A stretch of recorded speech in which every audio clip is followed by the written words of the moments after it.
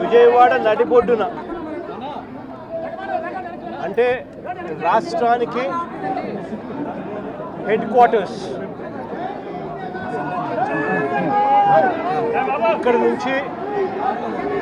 కూతవేటు దూరంలోనే ముఖ్యమంత్రి గారి నివాసం, ఇక్కడే డీజీపీ కార్యాలయం, ఇక్కడ నుంచి కూతవేటు దూరంలోనే డీజీపీ కార్యాలయం, ఇక్కడే విజయవాడలోనే కమిషనరేట్, ఇక్కడే ఏసీబీ పరిధి, ఇదే పరిధిలోనే ఈ పోలీస్ స్టేషన్, ఇదే పోలీస్ స్టేషన్ పరిధిలోనే ఈ తల్లి నా ముందరనే, నా పక్కనే ఉన్న ఈ తల్లి